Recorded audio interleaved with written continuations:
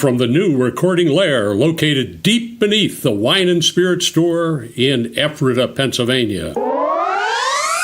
You're listening to the Masonic Light Podcast. Studio 665 presents Masonic Light Podcast. This show is recorded by Masons, for Masons. It is for entertainment purposes only. And please, no wagering. This podcast is not endorsed by any Grand Lodge, and the ridiculous ramblings of the hosts are their own. And now, here's your host.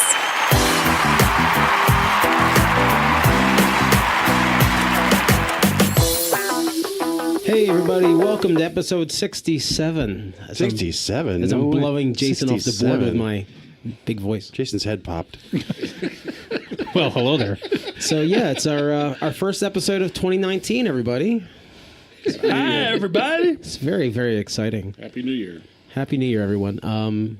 So, today we have our first guest in the studio here, a gentleman by the name of Tim Dedman, who is a past master. He's got a sticky on the wall. He has a sticky He has note a on yellow the wall. sticky on the wall. All of you who failed to put your yellow sticky on the wall, there is a chance. So We'll Tim, talk about that later. Tim did donate at least $13 to get on the wall. Huzzah. So today's episode is being brought to you by our sponsors. Who are they? Who George are? Grove and Son, the Historic Smithton Inn, There you go. and Weathered Vineyards, D&S Cigars. I don't think not the last one. Yeah, no. the last one's not giving us That any was money. a joke. Yeah. Oh, okay. And our patrons, who will give them some special love at the end of the Our show. Patreons. Ooh. So, also we have a very special guest in the studio today. We do. Jason, I'll let you do the introductions because you're trying to warm Josh into being part of the team. Well, should I tell our listeners why our special guest is here? Yeah, absolutely. Yeah. And if it doesn't work out, should we make a If solicitation? not, this is Right a under the bus. Submit your resumes just in case Josh doesn't work out. Yeah. So life for me is getting busier and busier and crazier. So as much as I love the podcast and I have no intention of walking away from what we do, I am trying to offload some of the You lion's just want to share. walk away from the work and still be here for the fun. Well, we get to be here for the fun, and then I go home and slave away over the show. So if somebody wants to take over the production altogether, that's great. If somebody wants to partner with me and take some of the workload off, that would be wonderful. So that's where we're at. We built a really, really good thing. We got a good format, and I think that we're in a spot that we could bring somebody on, like possibly Josh the Intern. So... And if Josh... Wait, are we going to really call him Josh? No, we can't call him Josh. Yes, we can. No, really? Well, unless you want to think of something else more disparaging, I don't know. Josh the cabin boy. what can we call him?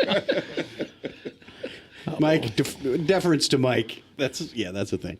Josh, it's Josh the Intern. Okay, well, welcome, Josh. So Thank The intern. Say hello into the microphone. Hello. There you go. there we go. That's Josh. All right, so on today's episode, we are going to... we're going to talk to Tim Dedman, who's going to be hopefully helping us out with marketing, since we're very bad at self-promotion. And we're going to ask you all for some feedback in that regard. Like, what do you listen to? Where, how can you share our show? How can we share us with you? How can we make your life more fabulous in general? So we're going to ask for some input from you too. Okay, and so we're going to do something else slightly different. We normally would go around the room and talk about what we've been up to. It gets kind of monotonous. So, but we're still going to go around the room and talk about it, but only if we have something. I was going to say, wait a minute. I went to Goose and Gridiron twice already. Yeah. Well, there's a lot of new appointments in the room. Yeah. So, Jason, would you like to start with what's going on in your Masonic year for 2019? Yeah, so this year I am junior warden of Lodge number 43. I did a former secretary who's going into the line now, doing it backwards.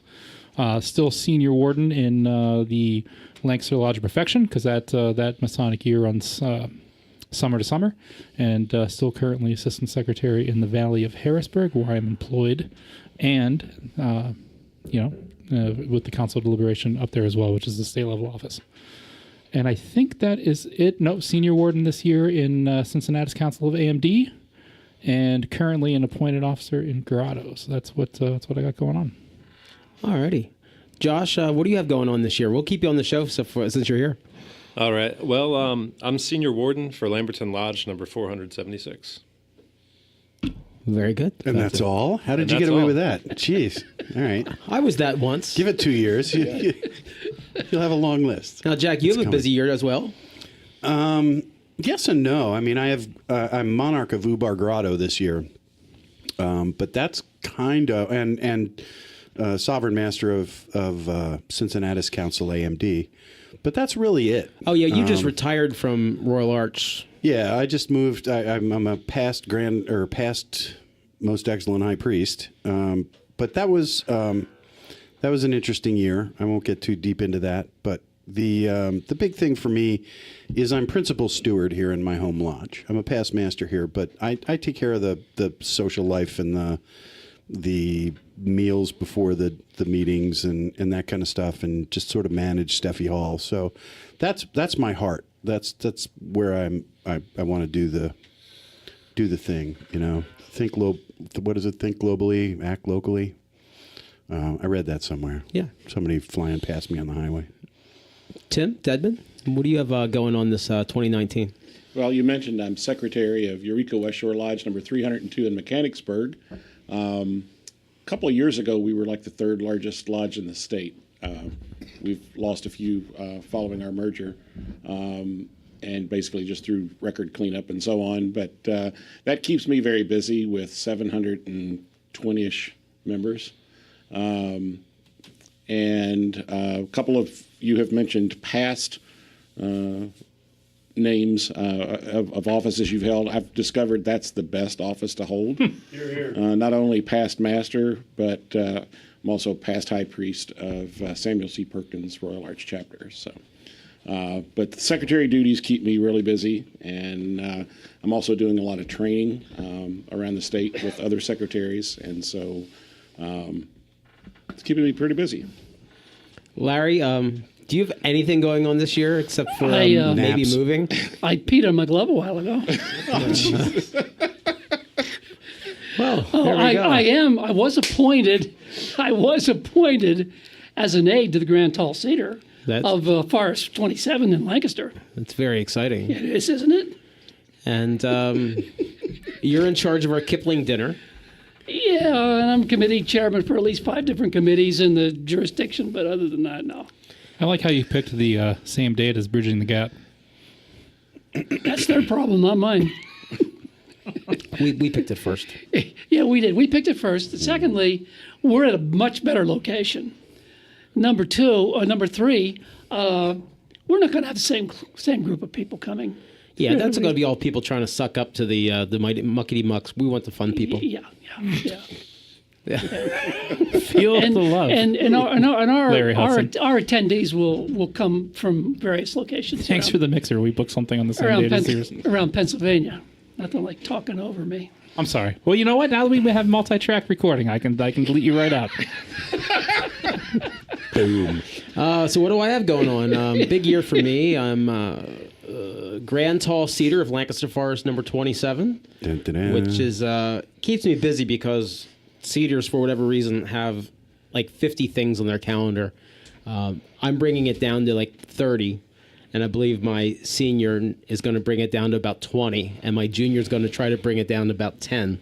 So we're going to do it slowly over the next few years as some of the members age out and maybe won't complain as much. Age out, they're dying. Well, that's what I meant. I am... Bless their hearts. Yeah, I am Sovereign Master of Junto Council, AMD. Congratulations. Will be, from now until April, Deputy Illustrious Master, and then in April I'll take over as Thrice Illustrious Master of Goodwin Council, number 19. And I think the only other thing I've got going on, which isn't that big of a deal, I'm a District Deputy Grand Master in the grotto, but I only take care of one grotto. And they gave me some crap at the this weekend. I saw them at the Tall Cedars convention. Apparently, I was going to go for my official visit in October, and I got stuck in traffic, and I wasn't going to make it. So I just called them and said, "Hey, I'm just going to keep going to the Trocadero in Philly," and I went to go see the Dead South at the Trocadero and did not go to my official visit. But I got all the paperwork and turned it in. So That very reminds efficient. me a lot of another district deputy that. No. Alrighty, so let's take a quick break. We'll come back and we'll talk to Tim Dedman.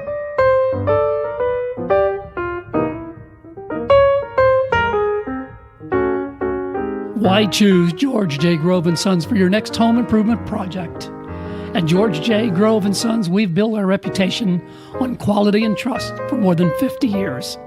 For planning to materials to installation, George J. Grove promises a home improvement experience second to none. Whether your goal is reducing energy costs, decreasing maintenance, updating curb appeal, or simply increasing the value of your home, the George J. Grove team will recommend and provide solutions that stand the test of time. Call 717-393-0859 for an estimate or visit us at georgejgrove.com.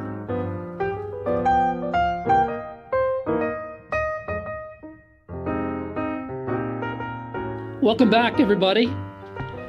We have as our guest this evening Tim Dedman. And Tim, why he wanted to be part of this show, I have no idea. But he's given us money. I think he is officially retired, so he can't get fired now. Yeah, is that it? Well, welcome, Tim, and it's glad to have you on the show. It's great. But to be we here. also at the same time, while Tim was so gracious in giving us money, we didn't go over the rules with you how to talk into the microphone and no tap on the table, like, can't do stuff like that. Okay. And anyway, but is a great supporter of ours, listens to the program faithfully, and, had a couple ideas about things. And Pete said, why don't we make Tim our marketing guy?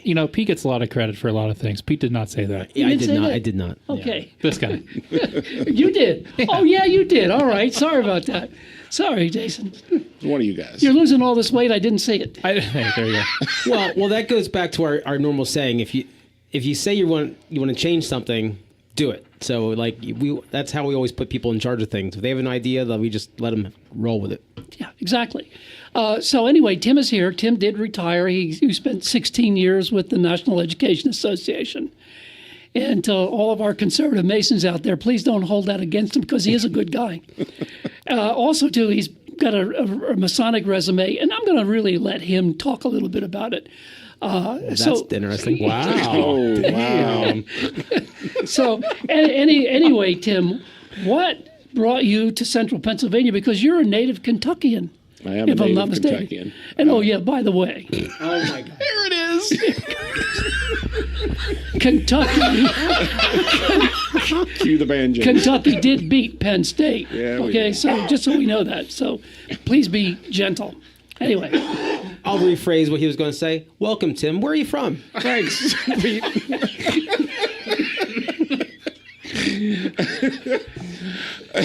You ain't from around here, are you, boy? Yeah.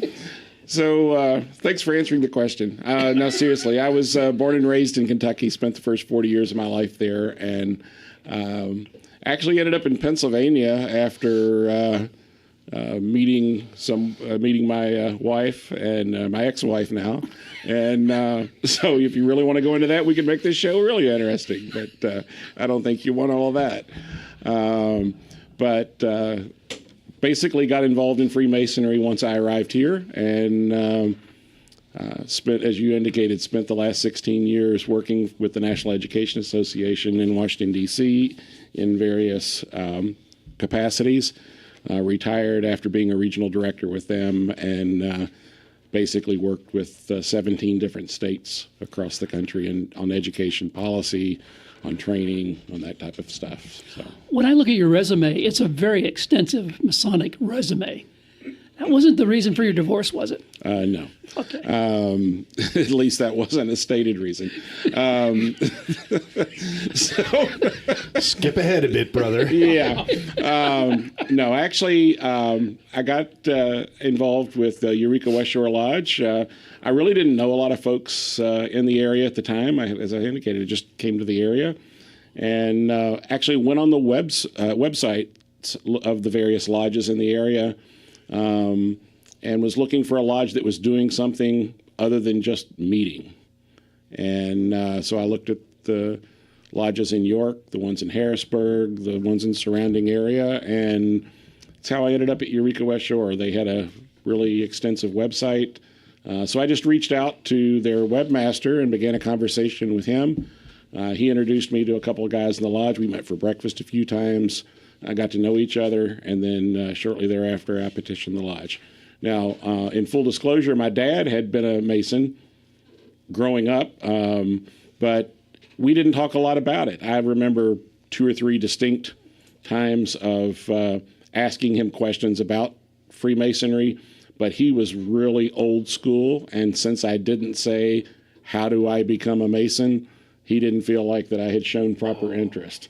And so close, but yet so far. Exactly. How many people do you think we've lost because of that? Hundreds of thousands. Yeah. Pretty much Not an exaggeration. Pretty much every DMLA that is not a Mason. Yeah, I agree.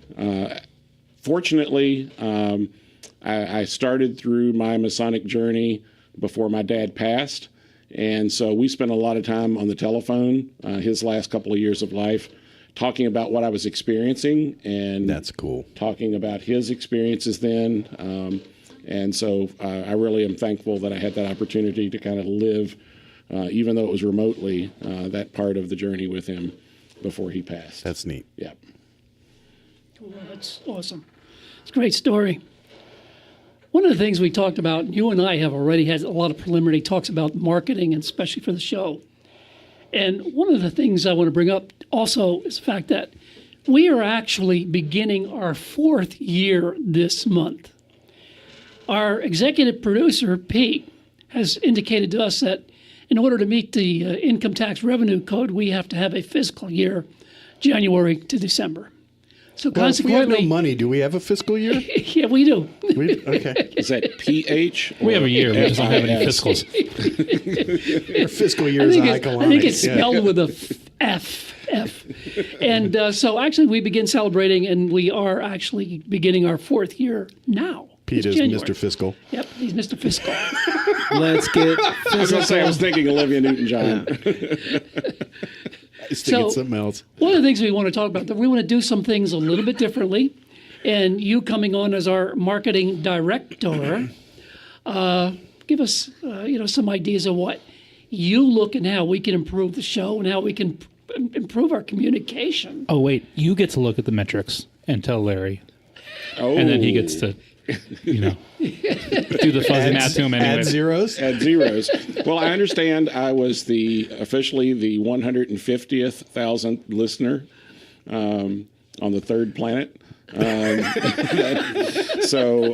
No, actually, I've been a listener to the podcast since you guys began, and I think the community that you all have built is phenomenal.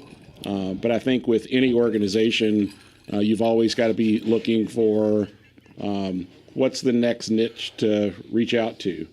And I think that you all have done an incredible job with what you've done, but hopefully just giving a different set of eyes and ears and thoughts to what you guys have already put in place.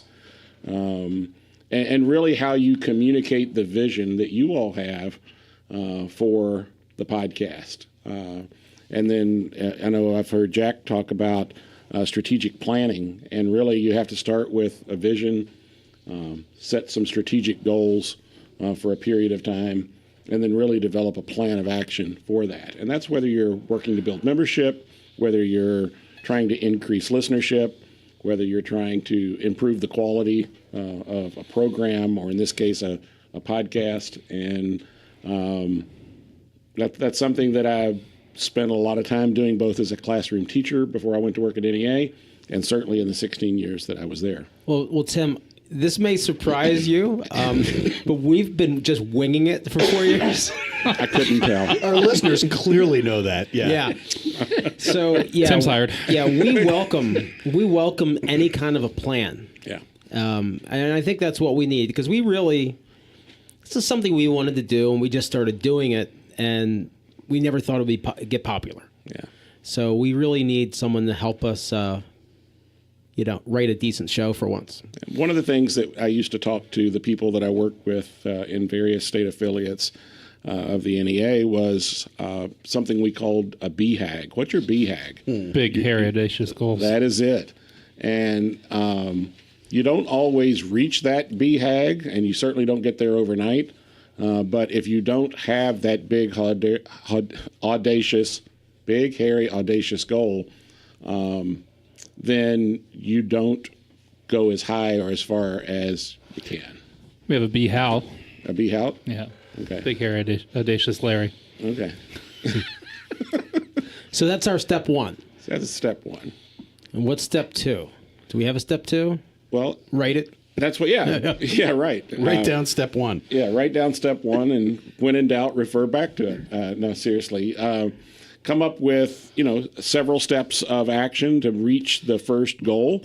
Do the same thing for each one. You've then got to prioritize. What is the real priority? Because if you have 7 priorities, you have none. That's going to come through conversations with you all. It's going to come through interactions with your listeners. The feedback that Jack talked about, wanting from folks about what you want to see the podcast be, will be very helpful. And I think you just got to try to keep things fresh. And you guys have done a great job with that. But as with most success stories, the intentionality is very important.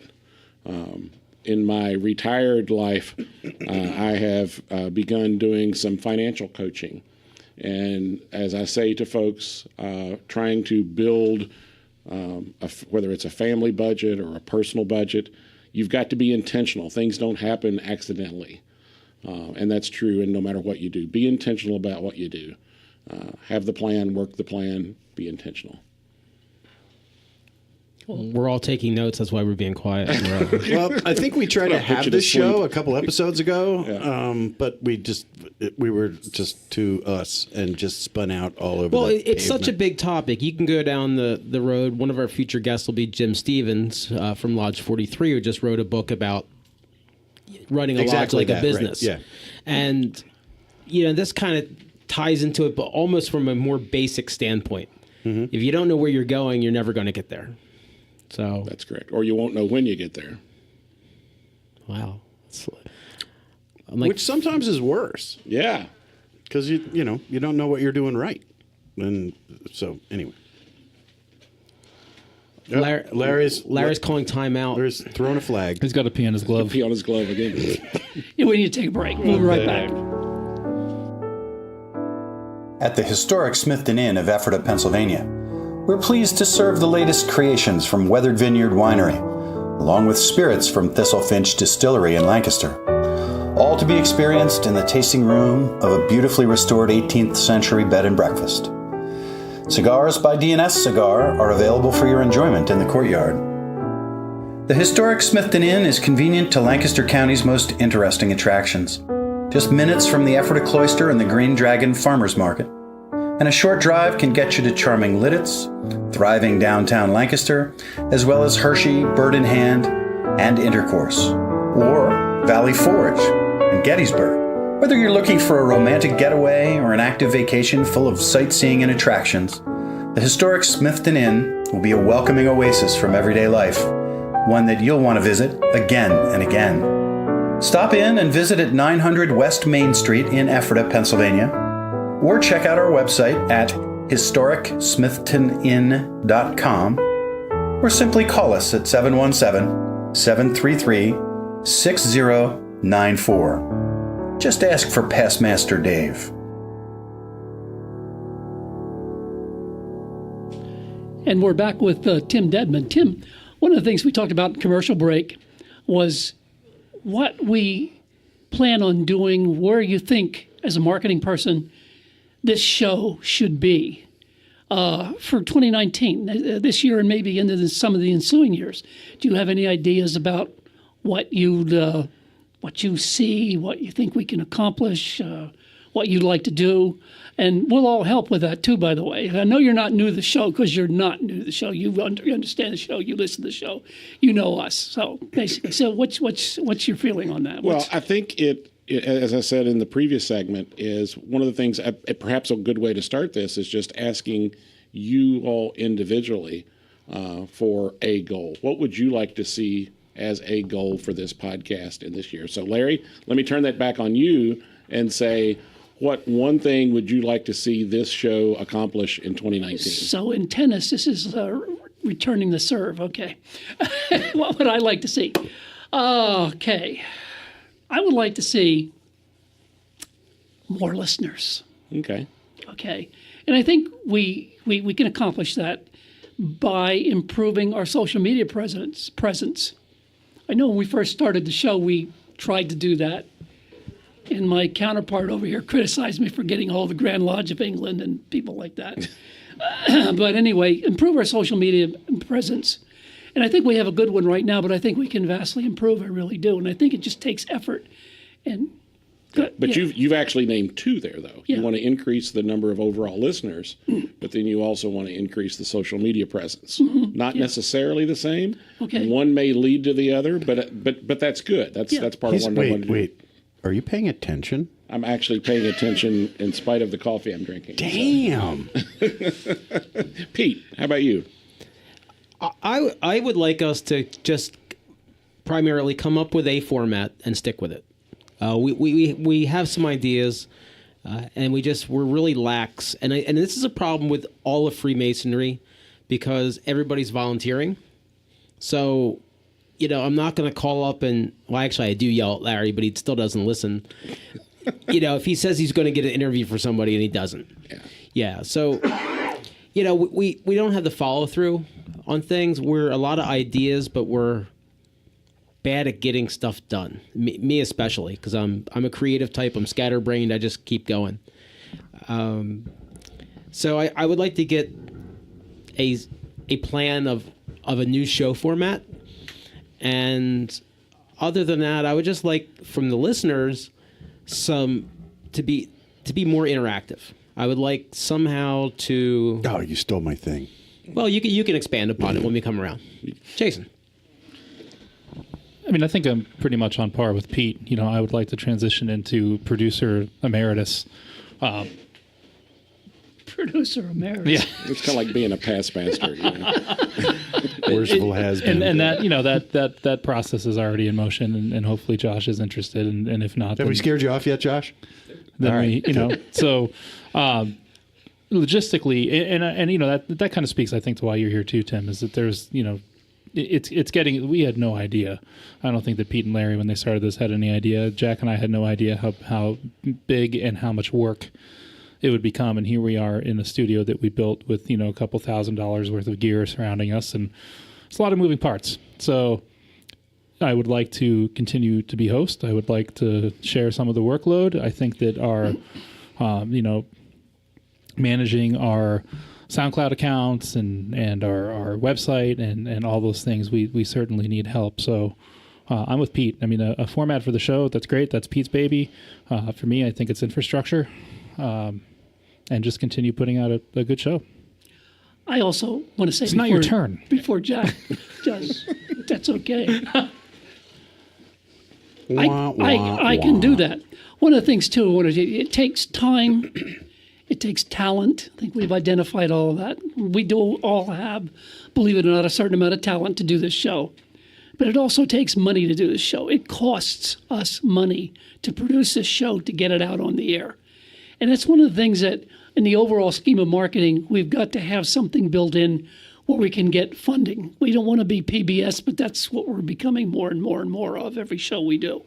So we want to be able to monetize certain parts of the show, and a good marketing program would do that.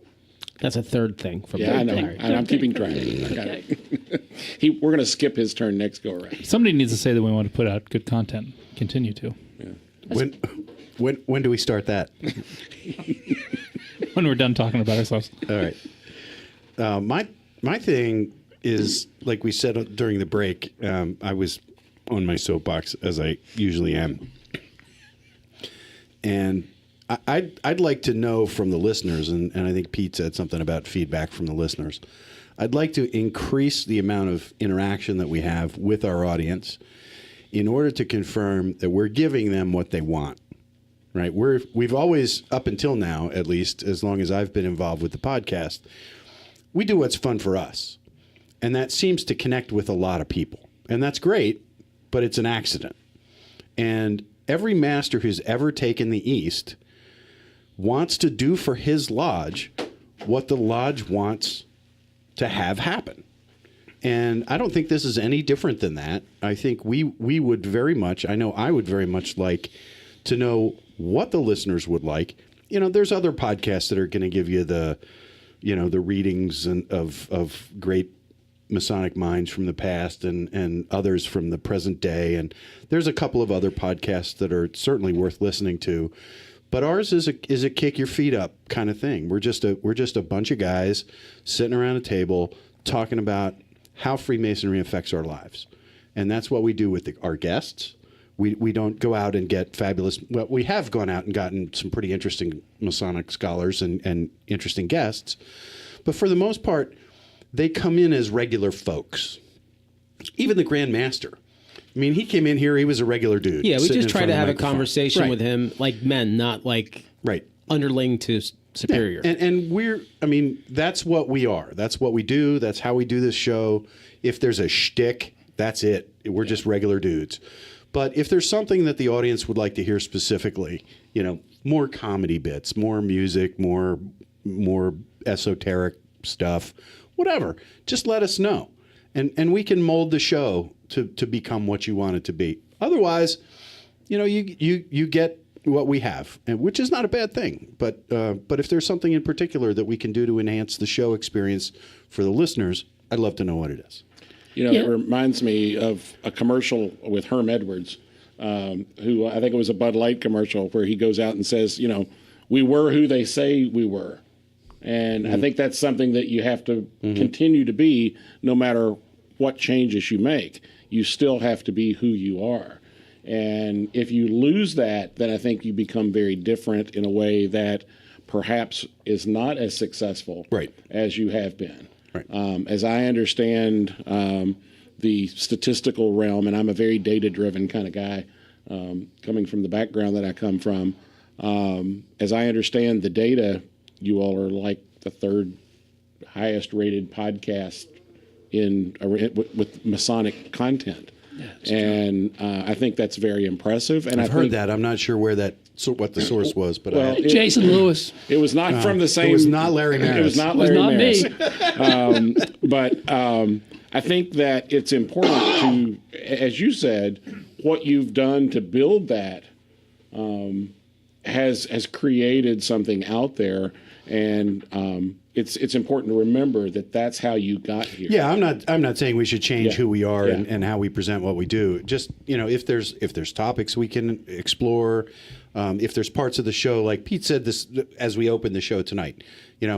Historically we go around the room and we say, "Hi, my name is blah blah blah, and I'm the this that, and last week I did this and blah blah." We kind of got the impression, and maybe this is just us hearing it, but we kind of felt like maybe that's pretty stale. People who listen to a lot of episodes, they already know who we are, and they all know that we went to Groots and Gridiron on Thursday, and they all know we went to Grotto. And okay, but this business tonight about who's taking a chair, who's going what, that's a little different. I dig that, but the core of the show is the same.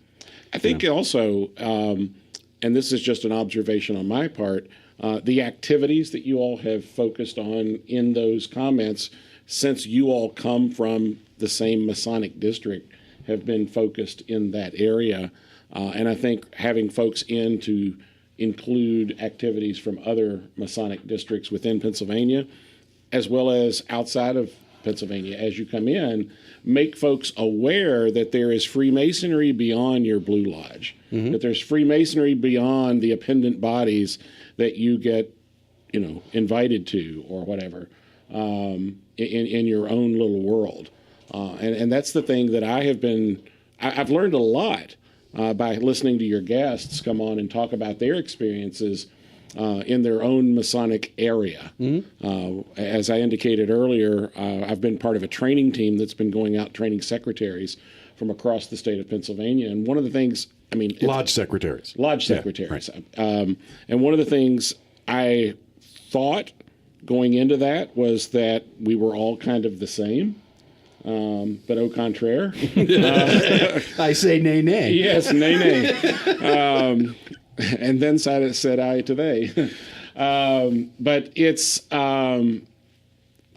I learn a lot. And I think listeners have learned a lot from you all by bringing the experiences here, but also when your guests come in with activities that they're involved from other areas, it broadens that. One of the things that I talked to Larry about in terms of either sponsorships or awareness is reaching out to either worshipful masters, senior wardens, or I would also be willing to help by contacting other lodge secretaries to say, send out a notice to secretaries and make the Masonic Light podcast an announcement that folks can gather information, or maybe we could get fake letterhead from the Grand That's right. Lodge We could create some fake letterhead. Can we do that? Let's not put anything Grand Lodge and Masonic Light podcast that's probably in the a same good idea. The Grand piece of Lodge paper. of Gap. Okay. There we go. There you go. The Grand Lodge of Central Pennsylvania. But making folks aware of the podcast. When we were talking, Larry, with folks at the most recent, are we calling it a convocation or a communication? Oh, you do listen. Yeah, see what he did there? Confession, something. Anyway, at the most Quarterly recent quarterly communication. communication of the Grand Lodge of Pennsylvania, we had conversations at the table you were at with folks that were not aware of the podcast. Correct. Shame on them. Exactly. And so how do we get folks in our own neighborhoods aware that don't yet know? Sure, we want to reach the outer galaxies, but let's really build the neighborhood. And it's unusual because at that same convocation, walking in the front door, there's 5 guys smoking cigarettes in their tails and their tuxes and so forth, getting ready for the meeting. And they're talking about the podcast, and they're talking about the Rudyard Kipling dinner. Yep. I'm walking by and I'm hadn't even announced overhearing it yet. this. Well, we did announce it. It's been on the yeah. show a couple times. And here they are talking about this, but at the same time, we're sitting with people at our table that have no clue. You know, when you walked away, they were taking bets on whether it was going to happen or not, though. They want the over-under. No, they were not. That's harsh. That's harsh. Larry, are you upset that there's not paparazzi yet? Like people don't recognize us? Do you want Masons to ask our autographs? Well, no. That doesn't bother me at all. Larry Kardashian? Well, one of the things I wanted to mention, and elaborating a little bit more on what Jack was talking about, is that we have listeners, like, for instance, Uppsala, Sweden, and you'll see this in the statistics. We have a few listeners in Uppsala. What about That's a hijack 17 website, or by the 18 way. or whatever it is? But yet, I would love to hear from people there about what they do, what kind of meetings that, a little bit about the Danish kind of blue lodges that they have over there, Swedish or whatever. Or they call Swedes, it. Danes? No, the Swedish. I guess the Swedish. Don't you think so. know what I mean. Don't get really particular here. I can't eat Danishes anymore. Not on my diet. I really like their Yeah, but fish. you'd like to eat a Swede. And which never mind. is in line with what Pete's talking about, and in line with what Jack is talking about. I want to try to get to hear from people from all over the world, people that listen to us. We know we got a built-in audience in Australia, and we know we can get. We're talking about. Yeah, we have all 7 people in Australia. Yeah, exactly. But if you've got a exactly. thing coming up, drop us a line. Let us Yeah. know. We'll plug your thing. Yeah, and- That's what we do. Typical of Shut up, Masons. Jason. You Typical. disgusting pig. Typical of Masons. No one gets a hold of us. They'll walk up to you at the Masonic, whatever it is that thing we do in Elizabethtown. convocation. No, the knowledge. Lodge of Research. Lodge of Research, or the Academy of Masonic Did you say Knowledge. the knowledge of research? No, he said knowledge. That's the Lodge of Research. All right, hold on. I'm going to interrupt. Can somebody rope Larry in, please? Larry, take a pill. I am going to read a listener email. Okay. All right. A listener email. I like your music. It has a good beat and it's Let me easy to dance put to. my glasses on. Okay, brethren. First and foremost, I would like to thank you for existing. Wow. Huge. Awesome. I have never been big into podcasts. Honestly, I prefer listening to music or reading a book. But a brother introduced me to you guys, and I've got to say, the lightheartedness and honesty from which you all operate your show makes the craft fun and approachable for the next generation of light seekers. Thanks, Mom. I am a 28-year-old newly raised Master Mason from Mariners Lodge number 67 in New York City. From interest to raising at our lodge takes just shy of 2 years. Initiation. Okay. There was a typo. But yeah, so I know this lodge. They don't just run somebody through in 3 months. Mm-hmm. They take a couple years. So being raised in November, he's only ever traveled to 2 other lodges in New York City. Mm-hmm. So he said, please excuse me if I know not what I speak of. But you know what you're speaking of. One of the things that bothers me is the idea of advertising the craft. I've heard about one-day classes and was even informed that the Grand Lodge of New York is planning on airing TV ads. This makes me cringe. I was always under the assumption that you had to seek out the craft yourself. I didn't know anyone who was a Mason, but as my desire grew, the path began to open up for me. And the whole journey was an amazing process that led me all the way from having the thought to filling out my petition. I appreciate it all more because of that. I feel as though the craft is going to attract members who may or may not show up again, or attract people that you don't really want to be associated with. Isn't quality over quantity still a thing? It makes me think of Groupon. Ouch. If you have a thriving business or restaurant, there's absolutely no reason you should be on Groupon. Groupon is reserved for those who are lacking, so are willing to give access to their goods and services for 30 to 40% cheaper. Wow. Tim, hire this guy. Yeah, really. But then again, maybe that's what the craft needs right now. I don't know. Anyway, yada, yada, yada. Oh, here's a good thing for you, Larry. Also, since listening to you guys, I've had a growing interest in attending the Pennsylvania Academy of Masonic Knowledge. Outstanding. A brother from his lodge, Michael Sachs, just recently achieved the Masonic Scholar designation. Nice.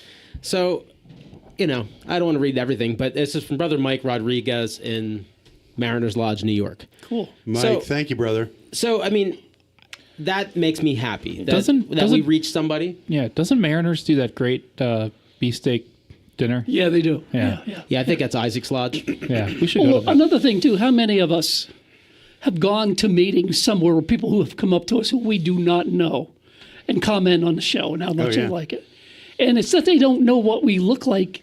They hear the voice. Mm-hmm. I've had that happen to me at least three different occasions. Well, your voice. But. Yeah, like Dr. Chris Rodkey says, the most distinctive voice on internet radio. Brother doctor. Doctor brother? Is it Dr. Brother or Brother Dr. Brother?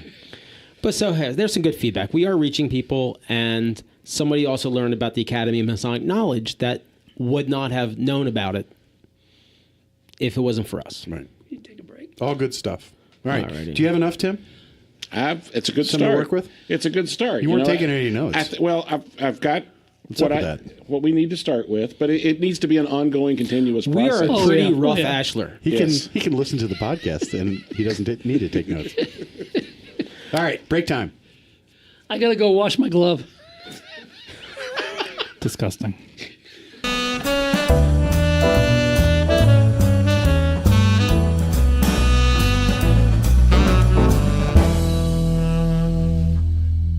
Hey, welcome back, everybody. And we have some breaking news from Brother Jack Harley. Good news, everyone! Masonic Light News. News not fit to print. In Masonic news today, the Grand Lodge of Louisiana has announced that the Grand Master of that state has been traded to the New Orleans Saints for Drew Brees and 2 Masons to be named later. Said the Grand Secretary, "We really need somebody who can get the job done. Somebody who can turn things around when it looks bad and scramble when he needs to." Meanwhile, in Philadelphia, the entire offensive line of the Eagles has petitioned to transfer to the Grand Lodge of Jamaica, where they believe they can at least pass block a couple of meandering Rastafarians. And that's the Masonic news. So mote it was. Oh, God. Oh, fly, Eagles, fly.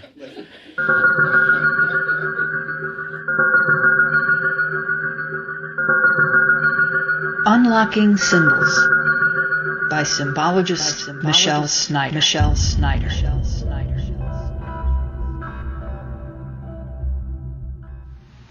The unicorn, unlocked. One of the most popular magical creatures of our time is the unicorn. They are depicted in almost every commercial arena in our modern culture and have a variety of personalities and looks. There are even those who believe this fabulous creature existed. And indeed, there are man-made and natural unihorned animals. Yet the unicorn as we know it is a symbol that dates back to the Ice Ages. There are two parts to this image, a horse and a large single horn. To correctly unravel its history, we must look at them separately. The unicorn, where our story begins, is found on narwhals, creatures of the sea that were hunted by Ice Age mariners for their oil, which was essential for oil lamps. An image of a unicorn was likely carved on their vessels to identify their expertise, hunting the great beast. Unicorns were also used as filters, the conical shape filled with sand through which water was poured to purify it. This is why the unicorn horn is said to purify water. As the megalithic mariners settled in the North Countries, kingdoms began to evolve, and we find the Celts, descendants of the mariners, have mastered the equestrian arts, although their kingdoms were still sailing the vast seas. The princes were skilled in the royal and noble arts of astronomy and geometry, and were formidable on the battlefield as equestrian knights. The unicorn symbol, as we know it, manifests here.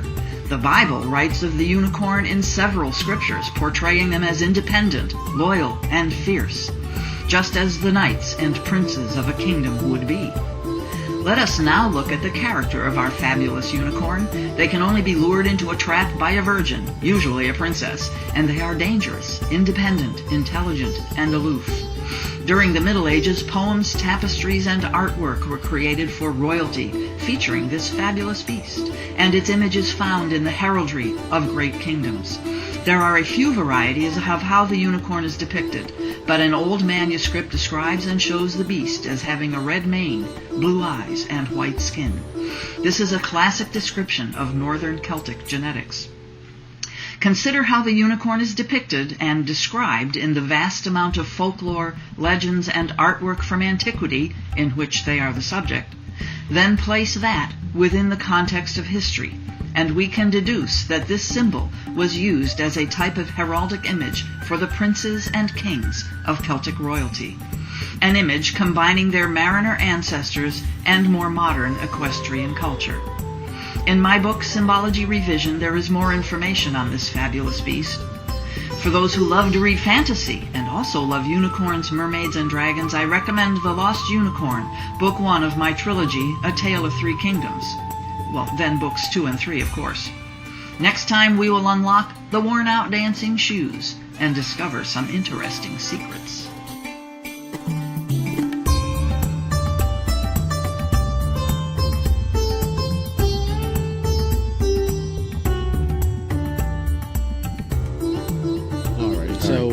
Are we going to get out of here soon? So let's thank Tim for joining the team and helping to guide us and put tasers and invisible fence along the road that we're going down. I think it's going to be helpful. More like bumper bowling.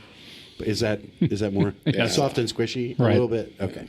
And Josh, you've got to hear some of the dysfunction of the show. You have seen the sausage made. So if you have any suggestions to make life easier for you, maybe between you and Tim, we can actually get this. Instead of intern, sausage master would be head scrapple renderer.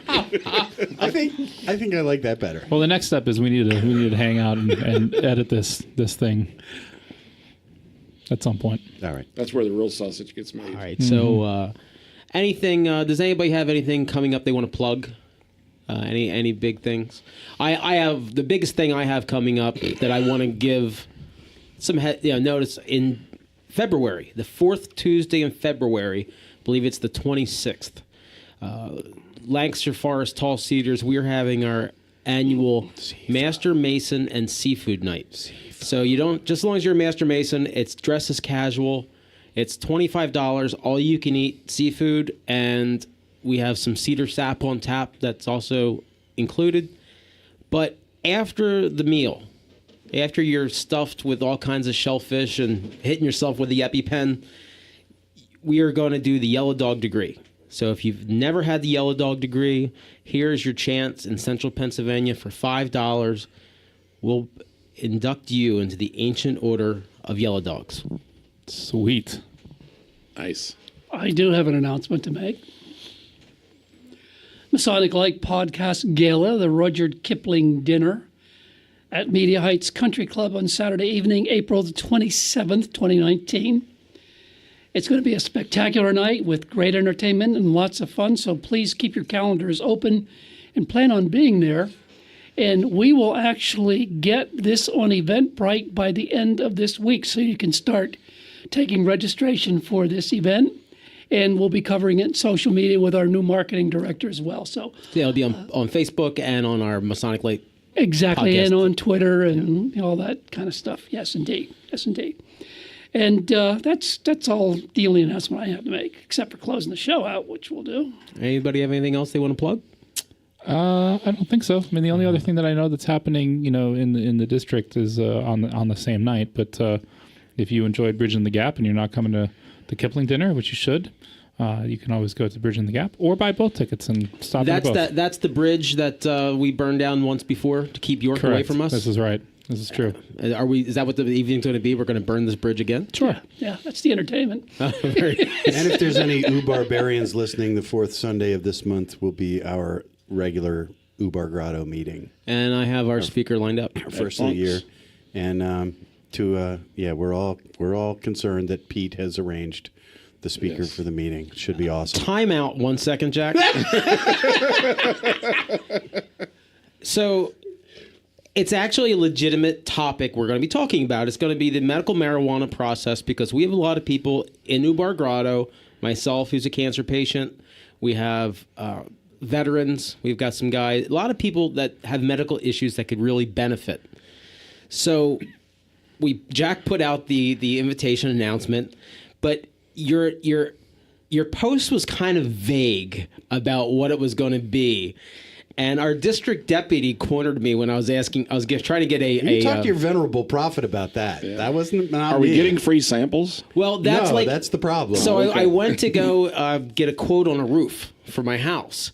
And the district deputy just goes, "What the heck is going on at Grotto, and should I be concerned?" Because he thought like they were going to be giving out samples of medical marijuana or something, and we're going to lose our charter. He's going to lose his job. I'm like, no, we're just going to have a speaker legitimately talk about the benefits of it. Yes, it and is. so he's at ease now, and he may actually show up. Because he told me he was on Okay, Saturday. so- He told me he would be there. Just don't eat the brownies.